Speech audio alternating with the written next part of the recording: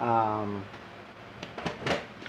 Good afternoon. So I'm about to I'm about to explain about the Gestalt principle applied to visual arts.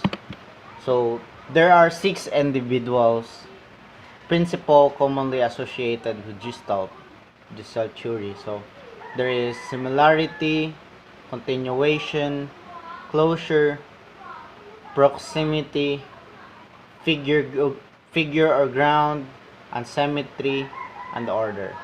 So it's also called the fragnans fragnans. So there are also some additional newer principles sometimes associated with Gestalt, such as the common fate. So I'm about to explain three: the figure of ground, similarity, and proximity. So first is the figure of ground. So the figure of ground principle is similar to the closure principle in that it takes advantage of the way of the brain processes negative spaces. You probably seen examples of this principle floating around the memes on social media, like the Peter and the Fox, those memes with the president on the background, etc., etc. um, our brain will distinguish between the object considered to be in the foreground of an image. Um, for example, like camouflage. Camouflage is um, a type of figure ground that is physical. Let's say a soldier wearing a camouflage shirt. So when he's in the forest or in the area that is similar to his shirt, so you won't you won't uh what's that other word? Um um yeah,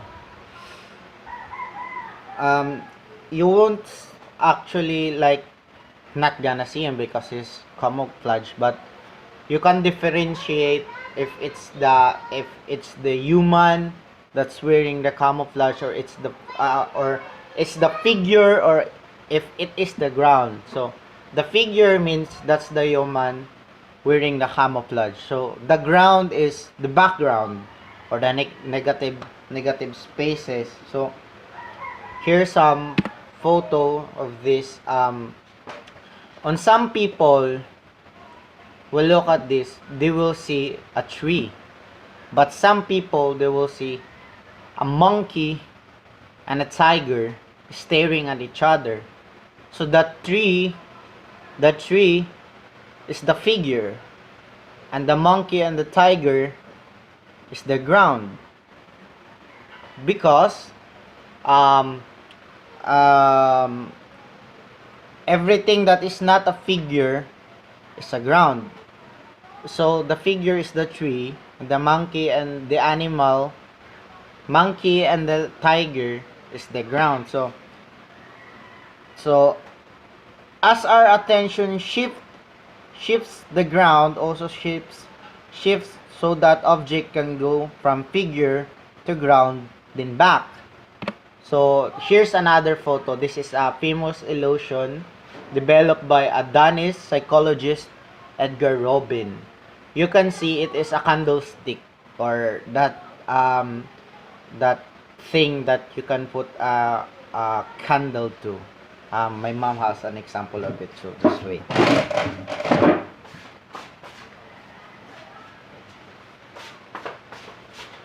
It's something like this candlestick, but in here it's a different design. So if you look at the figure, you will see a candlestick, but in a different perspective, you look at the ground, you can see a person trying to kiss each other. So on the left side here, we can see the black area is like a person, or our head facing each other trying to kiss each other. The same to the left, but with a different background. It's white, the other one is red. So Figure ground refers to the relationship between an object and its surround. Sometimes the relationship is static, meaning that it is easy to pick out the figure from the ground. So you, just like the photo, you can easily pick out the figure from the ground because the figure is the candle stand, or the candle stand, and the ground is the two faces facing each other. So the next one is similarity. In similarity, it's human nature to group like things together in Gestalt. Elements are visually grouped regardless of their proximity to each other. They can be grouped by color, shape, size. Similarity can be used to tie together elements that might not be right next to each other in a design. Just like the squares here are all equally spaced and the same size, but we automatically group them by color, even though there's no rhyme or reason to their placements. So, similarity or repetition in an image often has connotations of harmony and interrelatedness of rhythm and movement.